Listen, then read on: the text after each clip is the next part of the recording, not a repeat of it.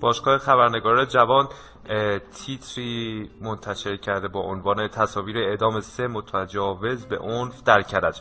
حکم 3 متجاوز به عنف در کرج به مرحله اجرا گذاشته شد که شخص دادستان شهرستان در لحظه اجرای این حکم بر این موضوع نظارت داشتند. این 3 نفر به جرم تجاوز به عنف و اکراه به حکم اعدام محکوم شده بودند. به گفته دادستان کرج، این 3 نفر خانومی رو به عنوان مسافر سوار کرده و در بیابان‌های نزدیک هشگرد وی را مورد تجاوز قرار میدن و بعد از سرقت اموال اونو مورد آزار و اذیت قرار میدن و همونجا توی بیابون رهاش میکنن. بعد از شکایت این خانم و دستگیری مجرمان، حکم اعدام در ملأ عام برای هر 3 نفر صادر شد. این حکم در منطقه گلشهر کرج اجرا شده. این گزارش تصویری که شما دارین در واقع از لحظه اجرای این حکم برای این 3 در واقع متجاوز میبینید، گزارش تکان دهنده و ناراحت کننده ایه که ما پیشنهاد میکنیم افراد بالای 18 سال این گزارش